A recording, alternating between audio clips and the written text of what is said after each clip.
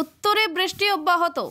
NH 31 Jaldhaka নদীর পাশাপাশি তিস্তার মেখলিগঞ্জ বাংলাদেশ বর্ডার পর্যন্ত অসংরক্ষিত এলাকায় আজও জারি রয়েছে লাল সতর্কতা। পাশাপাশি জলঢাকা নদীতে সংরক্ষিত এলাকায় রয়েছে লাল সতর্কতা।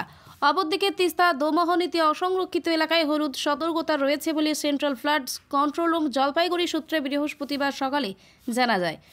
আজ গজলডোবা ব্যারেজ থেকে জল ছাড়ার পরিমাণ কিছুটা কম। আজ সকাল 6টায় জলপাইগুড়ি গজলডোবা তিস্তা ব্যারেজ থেকে জল ছাড়ার পরিমাণ 1352.10 কিউমেক এবং সকাল 7টায় 861.44 কিউমেক। বৃহস্পতিবার সকাল থেকে বিক্ষিপ্তভাবে বৃষ্টি জলপাইগুড়ি জেলা জুড়ে। একটানা বৃষ্টির জেরে আজও বেশ কিছু এলাকায় জল জমার খবর রয়েছে। বাসিন্দারা চরম সমস্যায়।